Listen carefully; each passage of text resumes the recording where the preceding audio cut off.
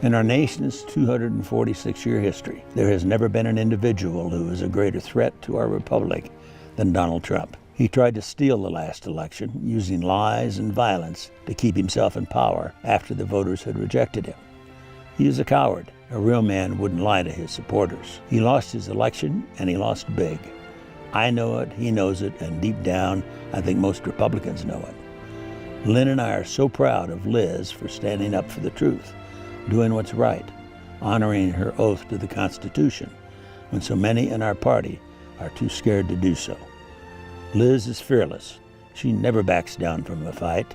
There is nothing more important she will ever do than lead the effort to make sure Donald Trump is never again near the Oval Office. And she will succeed. I am Dick Cheney. I proudly voted for my daughter. I hope you will too. I'm Liz Cheney, and I approve this message. That was Liz Cheney's father, Dick Cheney, in 2022, making the case against Donald Trump. And that's just to show that the Cheneys have had a long history of going against Trump. And back in 2016, when Liz Cheney was originally confronted with Trump, she went along with him. She went along with him until the insurrection happened, and then she completely broke away. And she's doing that again now if the New York Times is to be trusted. And I think they have good sources on this. And it was really surprising, actually, at the DNC that she wasn't there. She didn't speak. Adam Kinzinger spoke. Donald Trump is a weak man pretending to be strong.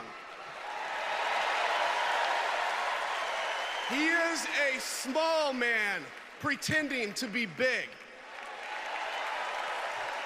He's a faithless man pretending to be righteous. He's a perpetrator who can't stop playing the victim. He puts on, listen, he puts on quite a show, but there is no real strength there. Anna Navarro spoke. I know communism. I fled communism from Nicaragua when I was 8 years old. I don't take it lightly. And let me tell you what communist dictators do. And it's never just for one day. They attack the free press. They call them the enemy of the people, like Ortega does in Nicaragua. They put their unqualified relatives in cushy government jobs so they can get rich of their positions, like the Castros do in Cuba. And they refuse to accept legitimate elections when they lose and call for violence to stay in power, like Maduro is doing right now in Venezuela. Now, you tell me something. Do any of those things sound familiar? Is there anybody running for president who reminds you of that? And I know one thing, it's not Kamala Harris. Those were incredible. I really need to watch those speeches back. I saw Adam's live, and I never saw Anna's, and I just saw that one clip, but that's incredible. And it's such a testament to where we are in this country right now, that Republicans are at the DNC. There's one party that is for democracy. There is one party that is for the Constitution. And it's not the Republicans. It's the party that has the Democrats and Republicans doing everything they can to defend our country. So everyone was wondering, why is Liz Cheney not there? It kind of made sense she would be. She's a huge name, and I think a lot of Republicans would listen to her. Turns out we have the answer now. The New York Times came out reporting that no one is talking about, and I want to share with you. Cheney on the sidelines as Harris courts her endorsement, plans to weigh in soon. The former Wyoming congresswoman, the most prominent Republican critic of Donald Trump, did not speak at the Democrats' convention, calculating that she could have more impact later in the race. So the highlights here is Ms. Cheney has been virtually silent since Ms. Harris became Democratic nominee last month, except to say that Mr. Biden's decision to step aside was, quote, courageous. As a campaign has started, a Republicans for Harris organizing program with a full-time national engagement director and a 7-figure ad buy target. We've talked about this group here, targeting anti-Trump Republicans and swing voters. She has been conspicuously absent from its rollout of dozens of new GOP endorsements. But that's not expected to be the case much longer. Ms. Cheney is going to come out. She's going to come out. She continues to describe Mr. Trump as unstable and depraved, has decided that September will be her moment to weigh in. And what is today's date? According to 3 people familiar with her thinking, when early voting has begun and her voice will not be lost in a sea of back-to-back convention speeches. Very smart, actually. Her objection to speaking in Chicago is almost entirely about timing. People familiar with her thinking said it was a political calculation which some of her allies disagreed with about when she could maximize her impact on the outcome of the race.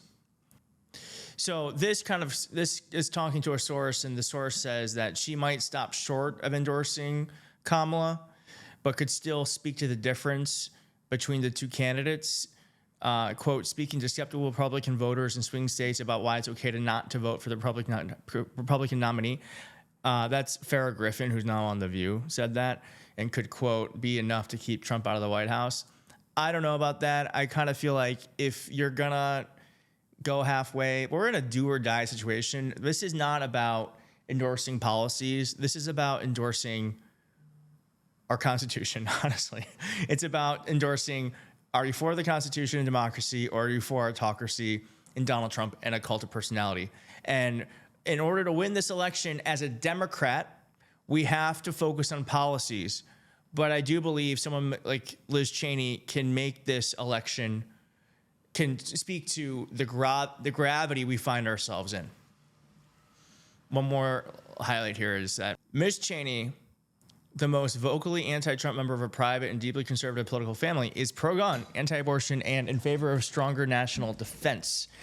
But this reporting says that it's easier now for her to give a full endorsement because of those clips I showed you with those conservative voices that spoke at the DNC and people who spoke directly to the issues that she cares most about at the DNC. So really interesting here. I think this would ruin Trump's day. And I do think this is one of those things where, like, it could really make the election. I know everyone's like, oh, Taylor Swift. Yes, sure. But also like Liz Cheney. Liz Cheney can get a lot of suburban Republicans who are just, voted for Trump twice, but are over it. And she can give them a permission structure to do something different and to vote for someone who they may otherwise never have thought of. Endorsements usually don't matter. Someone like Liz Cheney could make a big difference. So thank you so much for watching. If you liked the video, please like the video. It really does help a lot. I've not asked, I've asked. So if you like the video, please like the video and subscribe. If you're not subscribed, come join us. We're building a really nice community here. We'd love to have you with us. See you soon. I don't know what's wrong with you young people. You think you just fell out of a coconut tree?